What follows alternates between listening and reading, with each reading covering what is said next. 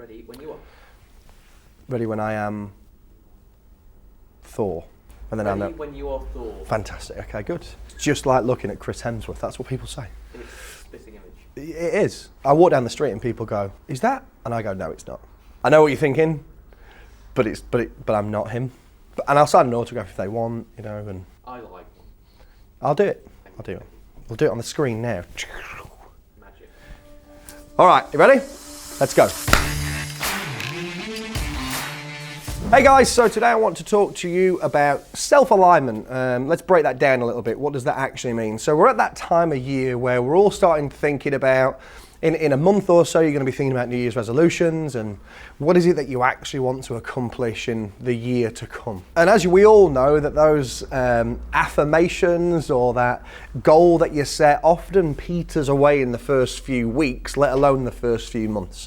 And there's only a very small percentage of people that actually achieve the goals that they want to achieve. And that actually comes down to something called self-alignment. What it is basically we convince ourselves that we want to achieve something, but we don't change our behaviors, we don't necessarily change our activities for a long enough period of time to ensure that we get the results that we want. So what's that called? It's called being in delusion. And we're all deluded from time to time. So let me explain. I will often say to people, I'm overweight, I need to lose some weight. And people will go, all right then. And then I'll not change what I do. My eating habits will stay the same. My activity habits will stay the same. So what happens to my weight? It often stays the same, or maybe over time gets a little bit higher. So for me to get aligned with myself, I'll have to do two things. So let's break those two things down. Okay, so the first thing to focus on is the person that you are, or the person you are being, okay? So if I want to lose weight, there's maybe some new habits or behaviors that I'll have to instill in myself in order to get that. So if you want better results in your business, if you want better results in your personal life, if you want better results with yourself, you have to start looking at the person you are being, not the stuff that you're doing. So think about things like, what kind of behaviors does that person have? So if I was saying, I want to lose weight, what kind of behaviors would somebody that is the ideal self of me, so I might want to be Chris Hemsworth, people often mistake us, but if I want to be more like Chris Hemsworth, I'll have a look at, okay, so what are some of the behaviors or disciplines or habits that this person has?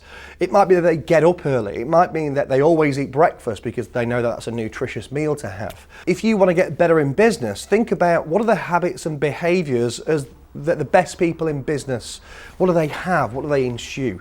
Don't just focus on the doing, focus on the being. So what habits and what sort of behaviors do you think you need to instill? So start writing a list of that now. Then we'll focus on the second thing, which is the stuff that you're doing. So the activities and how consistent you are with those things. So again, if I wanted to lose weight, I probably have to go to the gym. If I have to go to the gym, how do I have to be mentally in order to make sure that happens? So I might have to go to bed early. I might have to get up late, and I might have to have that as a behavior or a habit that I get to. When I get to the gym, I know that I have to do repetitions. It's not I just go to the gym and go to McDonald's next door and that's it, ticked off. I'll actually have to go in there and do some stuff. If I want to lose weight over a long period of time and keep it off, it doesn't mean that I just go for a week and go, this isn't working, and stop. It means I have to create a habit. I have to be consistent in what I'm doing.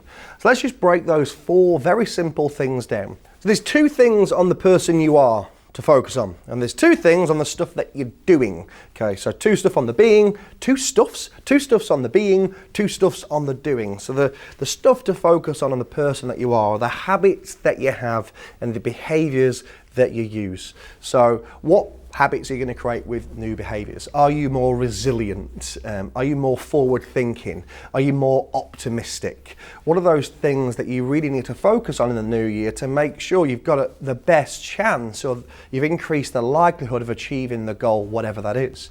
This works for anything, by the way. It's not just self stuff, it's business stuff, it's relationship stuff.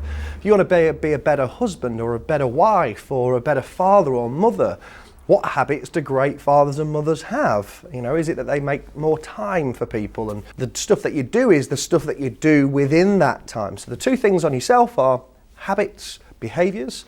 The two things on the stuff that you do is the activities that you do with the new behaviors and how consistent you are with things. The age-old saying is, Rome wasn't built in a day. You're not going to lose all the weight in the first week. You're not going to become a great mother if that's your focus in a week. It's about consistent activity, consistent behavior and habits over a prolonged period of time. If it was easy, everyone would be doing it. But as Jim Rohn always used to say, there's no traffic in the extra mile.